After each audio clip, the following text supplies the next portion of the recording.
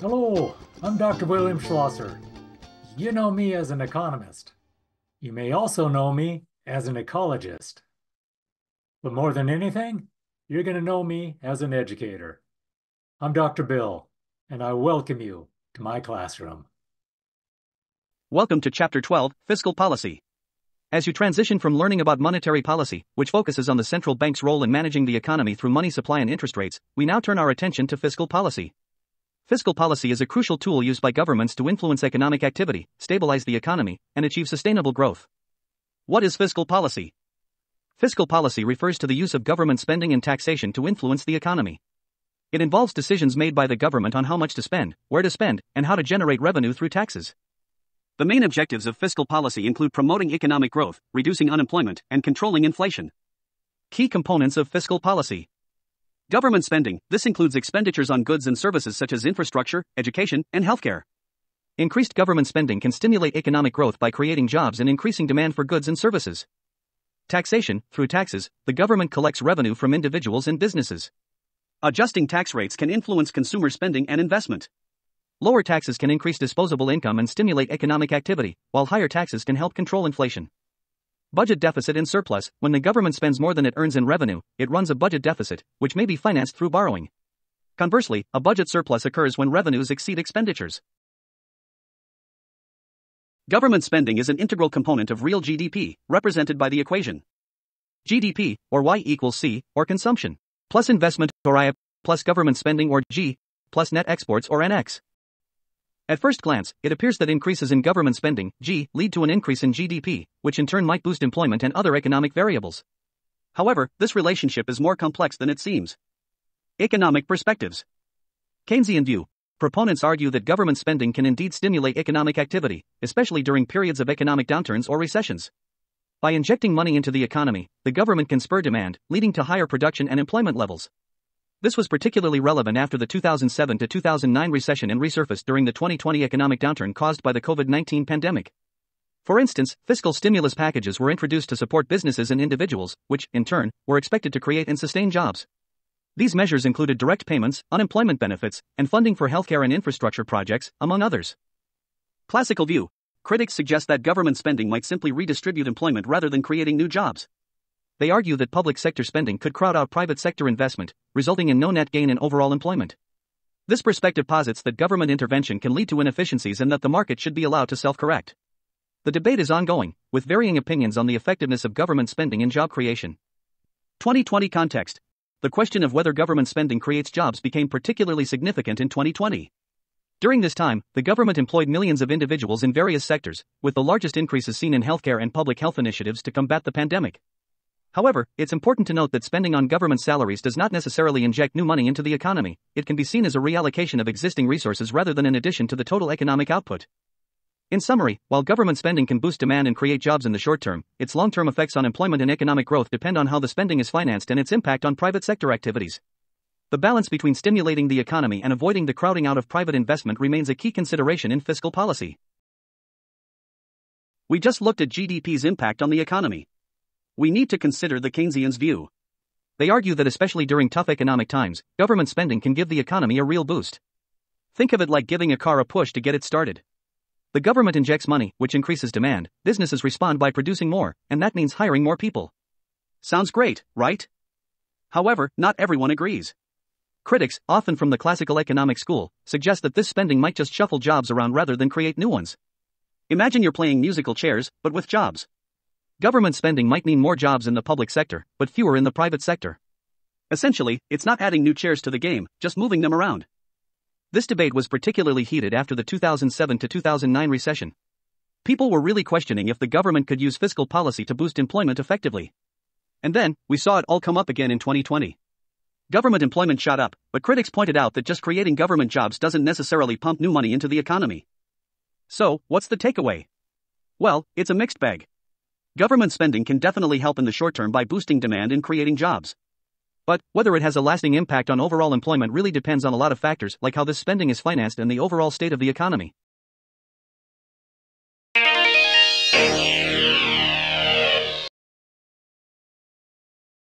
Alright, let's dive into fiscal policy.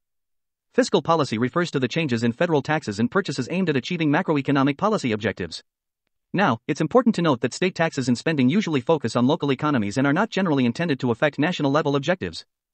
Some government spending and taxes change automatically with the business cycle, and we call these automatic stabilizers. For instance, during a recession, unemployment insurance payments naturally increase because more people are out of work and need support. This happens without any new policy decisions. On the other hand, we have discretionary fiscal policy. This is when the government intentionally decides to change its spending or tax policies.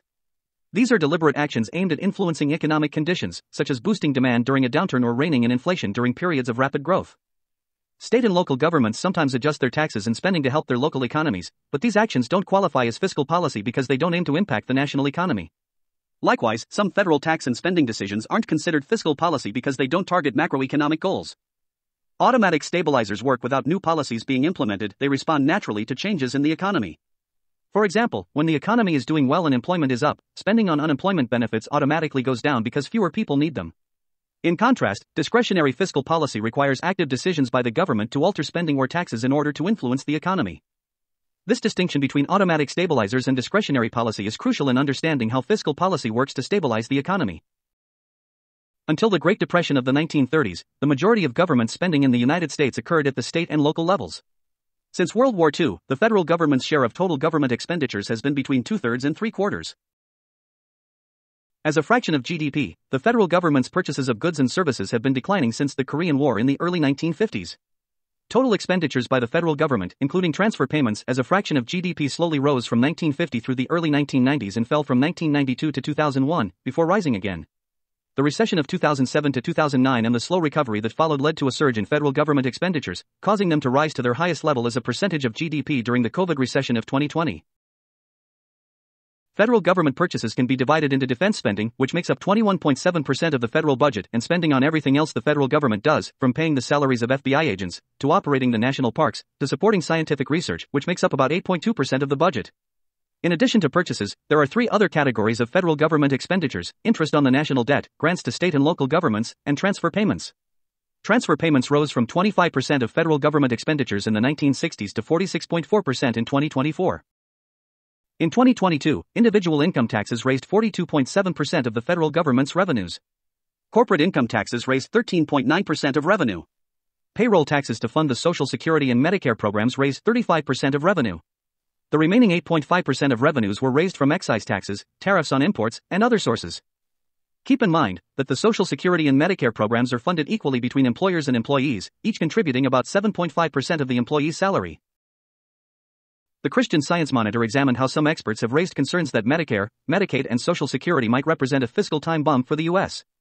For example, recent reductions to Medicare spending approved by Congress are a drop in the bucket compared with the cost of the new prescription drug benefits, and program trustees have estimated that the Medicare Trust Fund will become insolvent by 2030, as reported by the Monitor. In addition, the Congressional Budget Office has estimated that Medicare, Medicaid, Social Security, and interest on the national debt could account for half of the U.S. gross domestic product by 2050. According to the Monitor, the nub of the challenge is the confluence of three long-term trends. 1. People are living longer. 2. Healthcare costs keep rising. And 3. The government has promised to pay much of the tab for retirees. Ken Smetters, a professor of risk management at the University of Pennsylvania, and Jagadish Gokhale of the Cato Institute estimated the current fiscal imbalance of the federal government based on all estimated future spending and income at about $65 trillion. They added that Medicare and Social Security taxes would have to double immediately to eliminate the deficit. However, according to the Monitor, forecasting is an inexact science, and many factors, such as birth rates and the health of seniors, will influence the fiscal situation over coming decades.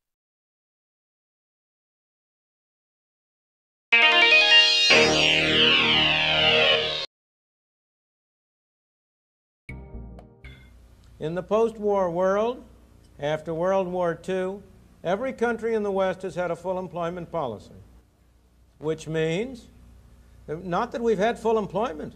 On the contrary, as you know, we've been having increasing unemployment in recent years. But that every time, for quite a period, there was a threat of unemployment or unemployment started to rise. There was a strong tendency by government to say, we've got to do something about this. We have to print more money. We have to spend more money. We have to stimulate the economy. The result of which has been to create an increased quantity of money that in the first instance has had some favorable effects on employment. but only temporarily, only so long as you could fool the people. And then, when people got on to what was going on, it came out in the form of inflation. In the United States, we've also had, and in most countries, a third, less important factor that has contributed to excessive increases in the quantity of money. And that has been mistaken policies by the central bank. Professor Segan referred to the mistake of the Federal Reserve Bank in the late 20s, early 30s. From 1929 to 1933, the quantity of money in the United States went down by a third. And that was a major factor that produced the catastrophe. That was a great mistake of the Federal Reserve. It learned from that mistake. Government agencies, like people, don't always make the same mistake the next time. They make a different one. And since that period, the central banks have tended to make the mistake in the opposite direction. Their mistake has almost always been caused by confusing their function, by thinking that they had something to do with interest rates, instead of recognizing that their real function was to control the quantity of money. All right, let's dive into expansionary fiscal policy within the ADAS model. This type of policy involves either increasing government spending or cutting taxes. When the government boosts its purchases, it directly increases aggregate demand. On the other hand, when taxes are cut, households have more disposable income, which means they can spend more, thereby indirectly boosting aggregate demand. If the government predicts that real GDP will fall below potential GDP, it can use expansionary fiscal policy to try and push the economy back towards equilibrium and decrease unemployment. For example, during a recession, increasing government spending or cutting taxes can help raise aggregate demand and pull the economy out of the slump. Take a look at the graph. Initially, the short-run equilibrium is at point A, with a real GDP of $17.2 trillion and a price level of 108. Here, the economy is in a recession, as real GDP is below potential GDP. By implementing expansionary fiscal policy, aggregate demand shifts right from AD1 to AD2. This increases real GDP to $17.4 trillion and the price level to 110, moving us to point B. This shift helps in reducing unemployment and restoring economic stability. Alright, let's dive into contractionary fiscal policy. This type of policy is all about reducing government purchases or increasing taxes. Think of it as the opposite of expansionary fiscal policy. Here's why it's important. If the government believes that real GDP is going to exceed potential GDP, they might decide to use contractionary fiscal policy to cool things down a bit and prevent inflation from spiraling out of control. Now, let's take a look at our graph to see how this works in practice. In panel B, we start at point A, where real GDP is $17.6 trillion and the price level is 112. Since real GDP is higher than potential GDP, the economy is likely to see rising wages and prices. To counteract this, the government can implement contractionary fiscal policy, which shifts aggregate demand to the left, from AD1 to AD2. As a result, real GDP decreases from $17.6 trillion to $17.4 trillion, and the price level drops from 112 to 110, moving us to point B. This helps to reduce inflation and bring the economy back to a more sustainable equilibrium. So, contractionary fiscal policy is a tool that policymakers use to manage economic overheating and keep inflation in check. Let's summarize what we've discussed about fiscal policy. The actions taken by the federal government, as outlined in the previous slides, represent a countercyclical fiscal policy. This means that these actions are intended to counteract the fluctuations of the business cycle, stimulating the economy during downturns and cooling it down during periods of excessive growth. However, it's important to remember that the effects described assume ceteris paribus, which means all other things being equal. This assumption includes holding monetary policy and all other influencing factors constant. One key point to understand is that contractionary fiscal policy does not actually cause the overall price level to fall. Instead, it works to slow down the rate of inflation, making it lower than it would have been without the policy. Essentially, it's about controlling the pace of inflation rather than reducing the price level outright. These nuances are crucial when considering the broader impact of fiscal policy on the economy. Let's talk about procyclical and countercyclical fiscal policy. These terms describe how certain economic quantities relate to the business cycle. First, procyclical quantities move in the same direction as the overall economy. When the economy grows, procyclical indicators like GDP and many stock prices also increase. Conversely, during a recession, these indicators tend to decrease. This correlation helps us understand the health of the economy at different stages of the business cycle. Now, let's move to countercyclical policies. This is the opposite. An economic quantity is countercyclical if it moves in the opposite direction of the overall economy. When the economy slows down, these quantities tend to increase. Unemployment is a classic example. As the economy worsens, unemployment rates go up. Other examples include business failures and certain stock market prices. In finance, an asset is considered countercyclical if it performs well when the economy is doing poorly. This might be a business or financial instrument related to inferior goods, which people buy more of when their income decreases. In summary, we often hear about procyclical and countercyclical fiscal policies in the context of government spending and taxation strategies. Procyclical fiscal policy means increasing public spending and cutting taxes during an economic boom and doing the opposite during a recession. Countercyclical fiscal policy, on the other hand, involves reducing spending and raising taxes during boom periods and increasing spending and cutting taxes during recessions. Understanding these concepts helps us see how different economic strategies can impact the overall health of an economy.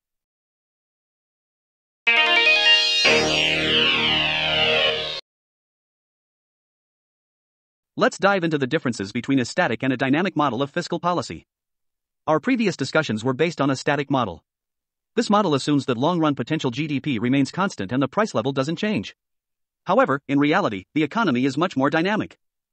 Firstly, the economy experiences continuous inflation, meaning the price level rises every year. Secondly, the economy undergoes long-term growth, leading to the rightward shift of the long-run aggregate supply curve annually. These factors are crucial for a more accurate understanding of fiscal policy. While the static model's insights remain valuable, highlighting how Congress and the President can use fiscal policy to impact real GDP and the price level, shifting to a dynamic aggregate demand and aggregate supply model enriches our comprehension. In a dynamic model, factors causing the long-run aggregate supply curve to shift also lead firms to supply more goods and services at any given price level in the short run, reflected by the rightward shift of the short-run aggregate supply curve. Additionally, most years see the aggregate demand curve shifting to the right, indicating higher aggregate expenditure at every price level. Both expansionary monetary and fiscal policies aim to increase aggregate demand relative to what it would be without such interventions. On the other hand, contractionary fiscal policy, through decreased government purchases or increased taxes, seeks to reduce aggregate demand growth to curb inflation. Understanding this dynamic interplay helps us appreciate the complexity and responsiveness of fiscal policy in managing the economy. Alright, let's talk about how expansionary fiscal policy works in a dynamic setting. Imagine our economy starts at long-run equilibrium at point A, where real GDP is at $17.0 trillion, and the price level is 110. Now, the government forecasts that aggregate demand won't rise enough to maintain full employment. What do? They enact an expansionary fiscal policy to boost aggregate demand. Without any intervention, aggregate demand would shift from AD1 to AD2, without policy, but this wouldn't be sufficient to keep real GDP at potential GDP, as the long-run aggregate supply is shifted from LRAS1 to LRAS2. So, we would end up at point B, with real GDP at $17.3 trillion and a price level of 113. By increasing government purchases or cutting taxes, aggregate demand shifts further to AD2, with policy moving us to point C. Here, real GDP hits the potential level of $17.4 trillion, but with a higher price level of 115. This higher price level indicates that expansionary fiscal policy has a short-term inflationary effect. Now, let's switch gears to contractionary fiscal policy. Imagine our economy starts at equilibrium again, but this time the government projects that aggregate demand will rise too much, pushing employment beyond full capacity and sparking high inflation. Without intervention, aggregate demand shifts from AD1 to AD2, without policy, leading to a short-run equilibrium at point B. Here, real GDP is at $17.5 trillion above potential GDP, and the price level hits 115. To curb this, the government decreases purchases or raises taxes, shifting aggregate demand to AD2, with policy. Equilibrium moves to point C, where real GDP is back at the potential level of $17.4 trillion, and the price level is 113. This results in a lower inflation rate of 2.7%, compared to the 4.5% it would have been without policy intervention.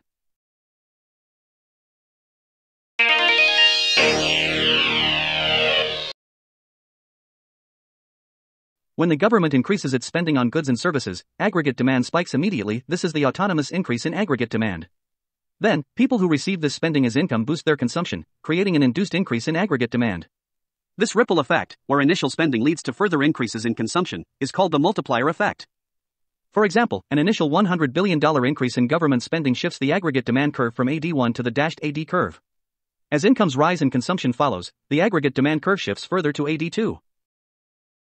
Here's how the multiplier effect plays out over time. Suppose every $1 of increased spending induces an additional 50 cents in consumption. Eventually, a $100 billion rise in government purchases results in another $100 billion in consumption spending. On the screen, you see spending and real GDP increase over multiple periods due to this multiplier effect. The new spending in each period is in orange, and the previous period's spending is in blue. The combined blue and orange areas show the cumulative increase in spending and real GDP. Ultimately, a $100 billion increase in government purchases results in a $200 billion boost in equilibrium real GDP. When discussing the impact of changes in tax rates, it's important to note the difference between changes in the amount of taxes and changes in tax rates. For instance, in 2022 and 2023, the federal government enacted the Making Work Pay tax credit, providing a $400 reduction in taxes for working individuals and $800 for households. A cut in tax rates, however, has a more nuanced effect. It increases the disposable income of households, which in turn boosts their consumption spending. Additionally, it increases the size of the multiplier effect, as more of any increase in income is available as disposable income. Essentially, the higher the tax rate, the smaller the amount of any increase in income that households have available to spend, and the smaller the multiplier effect. Let's delve into how changes in tax rates affect the economy. Firstly, the tax multiplier measures the impact of changes in the amount of taxes collected, without altering the tax rates. For instance, the Making Work Pay tax credit introduced in 2022 and 2023 provided a $400 tax reduction for individuals and $800 for households, which directly boosted disposable income and consumption. When we talk about decreasing tax rates, the effect is slightly more complex. Increased disposable income, a cut in tax rates means households have more money to spend, which in turn boosts consumption. Enhanced multiplier effect, with lower tax rates, a larger portion of any increase in income becomes disposable income, which strengthens the multiplier effect. For example, if the federal government decides to cut tax rates, it not only increases disposable income but also magnifies the subsequent rounds of spending, thereby amplifying the overall impact on real GDP. Wouldn't it be interesting to see how these changes play out in real-time economic scenarios? When we consider aggregate supply, we must remember that an increase in aggregate demand will not only raise real GDP but also the price level because the short-run aggregate supply curve is upward sloping. Let's say fiscal policy causes aggregate demand to increase by $1.2 trillion. The actual increase in real GDP will be less, only $1.0 trillion, while the price level also rises. In our diagram, the short-run equilibrium starts at point A. An increase in government purchases shifts the aggregate demand curve from AD1 to the dashed AD curve. Due to the multiplier effect, it shifts further to the right, to AD2, reaching point B. However, because of the upward sloping supply curve, this results in a higher price level. At the new equilibrium at point C, both real GDP and the price level have increased, but the real GDP increase is less than indicated by the simple multiplier with a constant price level. Increases in government purchases and cuts in taxes have a positive multiplier effect on equilibrium real GDP. This means that the initial increase in spending or disposable income results in a series of induced increases in consumption, leading to a larger overall increase in real GDP. Conversely, decreases in government purchases and increases in taxes have a negative multiplier effect on equilibrium real GDP. For example, a reduction in government spending on defense would initially affect defense contractors, leading to reduced incomes for their suppliers and employees, and eventually spreading to other firms and workers. This series of induced reductions in spending results in a larger overall decrease in real GDP.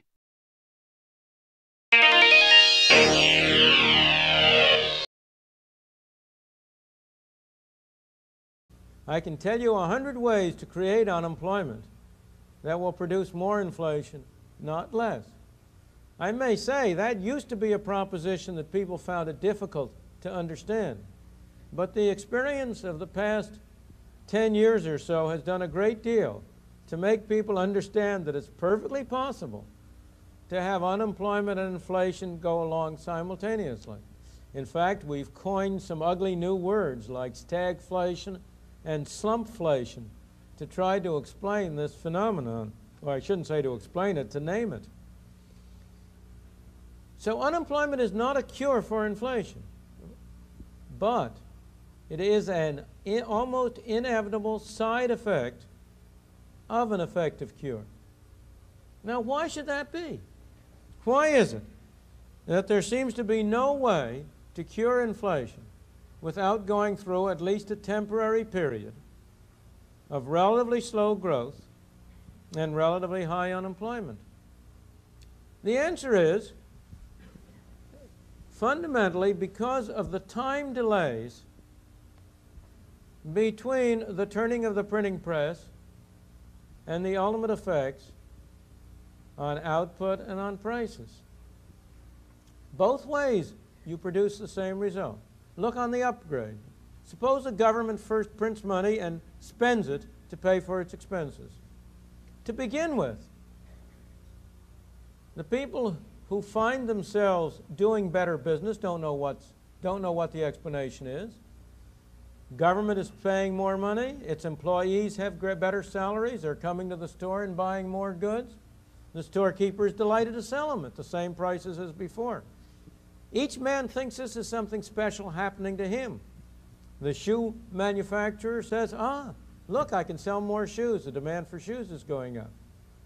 He doesn't recognize that what's really happening is that demand is going up everywhere. And then not only is the demand for shoes going up, but he's going to have to pay more to get labor. He's going to have to pay more to get leather. He's going to have to pay more to produce his products. But when that shows up, when after a while he finds out that his costs are up, then he suddenly discovers that he has to raise his prices to make both ends meet. And that's why, on the average in the United States over the past 100 years, an increase in the quantity of money has taken about 5 or 6 months to affect people's spending. The first thing that happened is people just have bigger bank accounts. Then it takes them a little while to realize that, and they start spending it.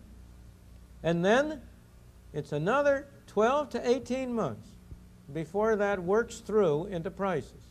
So on the average, over the past 100 years, and in Britain it's been for 200 years. I say 100 years because that's as far back as our data go in the United States.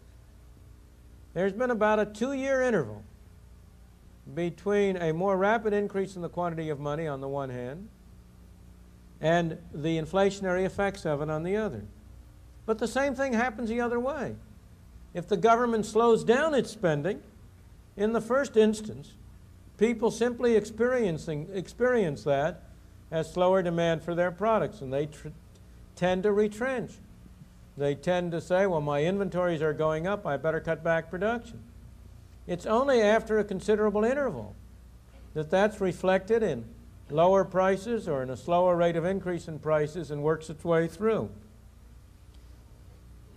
So there is no way that I know to avoid the interim effect of slowing down inflation. In the long run, there is no relation between inflation and unemployment, on the average. Poorly timed fiscal policy, like poorly timed monetary policy, can do more harm than good. Getting the timing right can be more difficult for fiscal policy.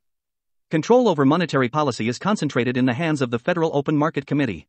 In contrast, the President and a majority of the 535 members of Congress have to agree on a change in fiscal policy. Even after a fiscal policy decision has been approved, it takes time to implement the policy. Delays may push spending beyond the end of the recession that the spending was supposed to fight. Using government purchases to increase aggregate demand poses another problem. The size of the multiplier effect may be limited if the increase in government purchases causes consumption, investment, or net exports to fall. Crowding out is a decline in private expenditures as a result of an increase in government purchases. The greater the sensitivity of consumption, investment, and net exports to changes in interest rates, the more crowding out will occur. In a deep recession, many firms may be so pessimistic about the future and have so much excess capacity that investment spending falls to very low levels. In this case, crowding out is unlikely to be a problem. However, if the economy is close to potential GDP, and firms are optimistic about the future, an increase in interest rates may result in a significant decrease in these areas. An increase in government purchases will increase the demand for money from money demand 1 to money demand 2 as real GDP and income rise. With the supply of money constant, at $950 billion, the result is an increase in the equilibrium interest rate from 3% to 5%, which crowds out some consumption, investment, and net exports. Equilibrium is initially at point A, with real GDP of $17.2 trillion, below potential GDP, indicating a recession. In the absence of crowding out, an increase in government purchases would shift aggregate demand to AD2, no crowding out, bringing equilibrium to the potential GDP of $17.4 trillion at point B. However, the higher interest rate resulting from increased government purchases reduces consumption, investment, and net exports. This causes aggregate demand to shift to AD2, crowding out, resulting in a new short-run equilibrium at point C, with real GDP at $17.3 trillion, $100 billion short of potential GDP. Most economists agree that in the short run, an increase in government spending results in partial crowding out. This means that the rise in government purchases leads to a higher interest rate, which subsequently reduces consumption, investment, and net exports. However, in the long run, the economy adjusts back to its potential GDP, neutralizing the initial increase in government spending. The overall effect is that the reduction in private expenditures will completely offset the increase in government purchases, leaving real GDP unchanged. In essence, the long-run impact of increased government spending is simply a larger government sector in the economy. Nonetheless, the intermediate boost to real GDP might be beneficial despite the eventual crowding out, as the long run could span many years. In early 2008, economists advising President Bush believed that the housing crisis and rising oil prices were pushing the economy into a recession. These economists proposed cutting taxes. Congress enacted a tax cut in the form of rebates that were sent to taxpayers. One-time tax rebates increase consumers' current income but not their permanent income. Therefore, a tax rebate is likely to increase consumption less than would a permanent tax cut. Congress and President Obama intended the spending increases in tax cuts in the stimulus package to increase aggregate demand and help pull the economy out of the 2007 to 2009 recession. Panel A shows how the increases in spending were distributed, and Panel B shows how the tax cuts were distributed. Did they work? Depends on whom you ask, of course. Conservatives will say unemployment is near double digits and growth is slow, so clearly it didn't work. Liberals will say yes, unemployment is too high, but that's just a sign the stimulus wasn't big enough. It worked when you think about how much higher unemployment would have been without it. Each side can find facts and models to fit its worldview. My challenge to you is to decide how it is best interpreted. What worked and what could have been done different? Congress and President Obama intended the spending increases in tax cuts in the stimulus package to be temporary. Panel A shows the effect of the stimulus package on federal expenditures was greatest during 2010 and declined in the following years. Panel B shows that the effect on federal government revenue was greatest during 2010 and had declined to almost zero by early 2011. The recession worsened in September 2008. Congress passed the American Recovery and Reinvestment Act, ARRA, in February 2009. The ARRA was an $840 billion package of tax cuts and spending increases that was the largest fiscal policy action in U.S. history. About two-thirds of the package took the form of government expenditures, and one-third took the form of tax cuts. At the time the stimulus package was passed, administration economists estimated that the increase in aggregate demand resulting from the package would increase real GDP by 3.5% and increase employment by 3.5 million people by the end of 2010. In fact, between 2009 and the end of 2010, real GDP increased by 4%, while employment declined by 3.3 million. Isolating the effects of the stimulus package from other factors is difficult, which is why economists differ in their views about how effective the stimulus package was.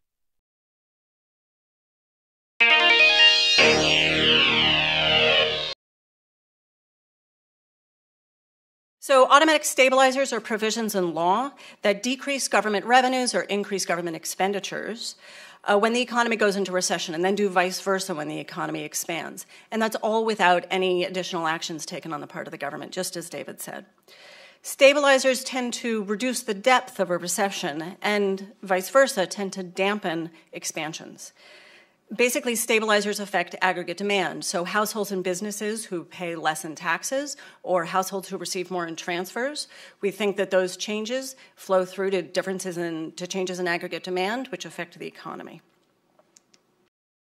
A federal deficit is the amount by which the government's total budget outlays exceed its total receipts for a fiscal year. The deficit has not been in balance since the recession of 2001. During wars, government spending increases far more than tax revenues, increasing the budget deficit. The budget deficit also increases during recessions, as government spending increases and tax revenues fall.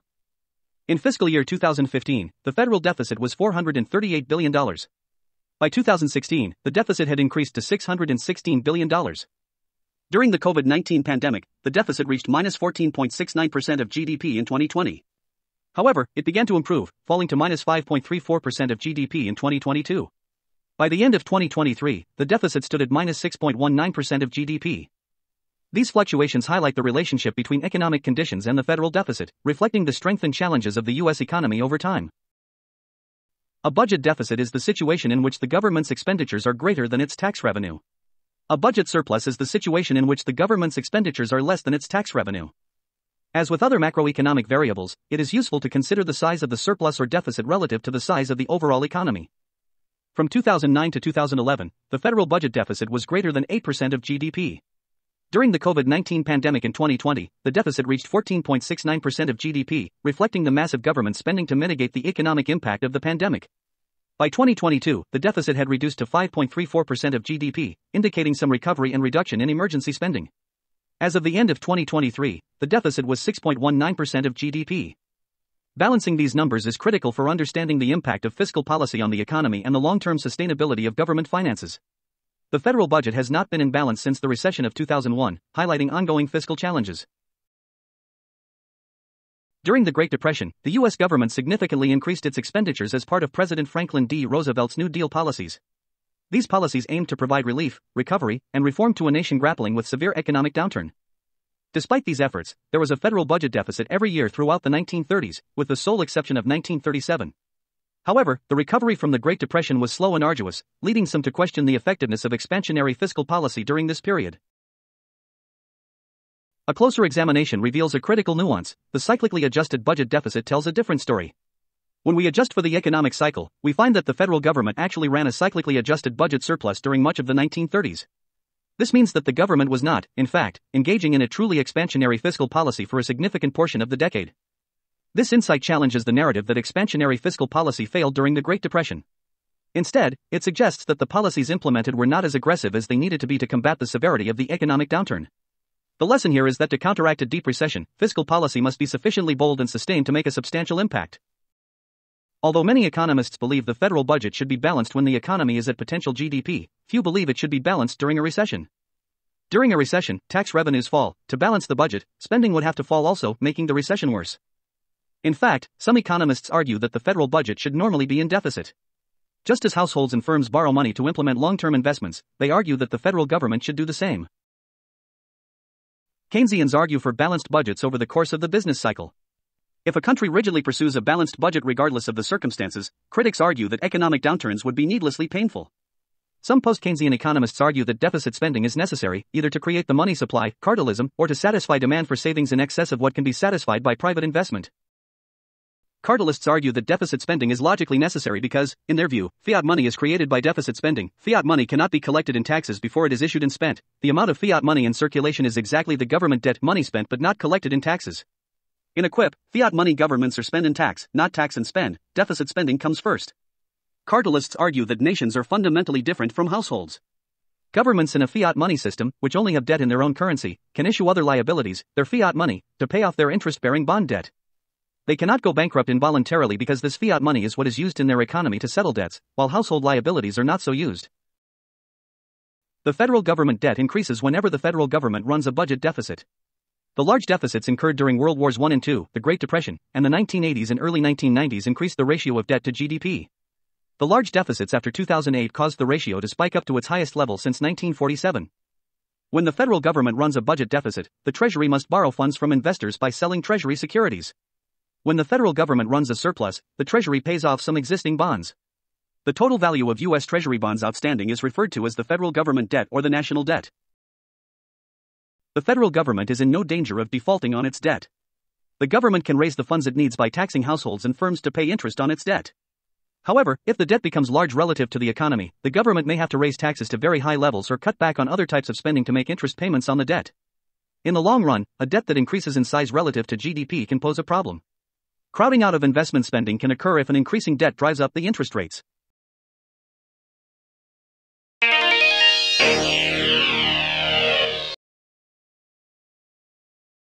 Some policy actions are intended to have long-run effects by expanding the productive capacity of the economy and increasing the rate of economic growth. Actions that have long-run effects are sometimes called supply-side economics. Supply-side policies focus on creating a favorable environment for production, investment, and innovation. These policies often include tax cuts and incentives, reducing income tax rates to increase disposable income, encouraging individuals to work more or start businesses, lowering corporate taxes to encourage businesses to invest in new projects and expand operations. Regulatory reforms, simplifying regulations to reduce the burden on businesses, making it easier and less costly for them to operate and grow. Investment in human capital, increasing funding for education and training programs to improve the skills of the workforce, making it more productive. Infrastructure development, investing in infrastructure such as roads, bridges, and telecommunications to improve the efficiency of the economy and reduce costs for businesses. Encouraging research and development, providing grants, tax credits, and subsidies to encourage innovation and the development of new technologies. By implementing these policies, the government aims to shift the long-run aggregate supply curve to the right, leading to higher potential GDP and sustained economic growth. These measures are crucial for addressing structural issues in the economy and ensuring long-term prosperity. The tax wedge is the difference between the pre-tax and post-tax return to an economic activity. The tax wedge applies to the marginal tax rate, which is the fraction of each additional dollar of income that must be paid in taxes. Here is how tax cuts affect aggregate supply. Taxes are levied both to raise revenue for the taxing authority and to penalize certain undesirable activities. In this discussion, we will talk about the former situation. Individual income tax. Reducing marginal tax rates on individual income will reduce the tax wedge faced by workers, thereby increasing the quantity of labor supplied. Cutting individual income tax rates also raises the return to entrepreneurship and the return to saving. Corporate income tax. Reducing the marginal corporate income tax rate would encourage investment spending by increasing the return corporations receive from new investments in equipment, factories, office buildings, and new technology. Taxes on dividends and capital gains. Reducing the tax rates on dividends and capital gains increases the supply of loanable funds from households to firms, increasing saving and investment and lowering the equilibrium real interest rate. If the tax code were greatly simplified, the economic resources currently used by the tax preparation industry would be available to produce other goods and services. In addition to wasting resources, the complexity of the tax code may also distort the decisions made by households and firms. A simplified tax code could increase economic efficiency and reduce the number of decisions made by households and firms solely to reduce their tax payments. If tax reduction and simplification are effective, the economy will experience increases in labor supply, saving, investment, and the formation of new firms. Economic efficiency will also be improved. A successful policy of tax reductions and simplifications will benefit the economy by increasing output and employment and, at the same time, may result in smaller increases in the price level. The initial equilibrium is at point A. With no tax change, the long-run aggregate supply curve shifts to the right, from LRAS1 to LRAS2. Equilibrium moves to point B, with the price level falling from P1 to P2 and real GDP increasing from Y1 to Y2. With tax reductions and simplifications, the long-run aggregate supply curve shifts further to the right, to LRAS3, and equilibrium moves to point C, with the price level falling to P3 and real GDP increasing to Y3. Most economists agree that there are supply-side effects to reducing taxes. Decreasing marginal income tax rates will increase the quantity of labor supplied, decreasing the corporate income tax will increase investment spending, and so on. The magnitude of the effects is subject to considerable debate. The size of the supply-side effects of tax policy can be determined only by careful study of the effects of differences in tax rates on labor supply and saving and investment decisions.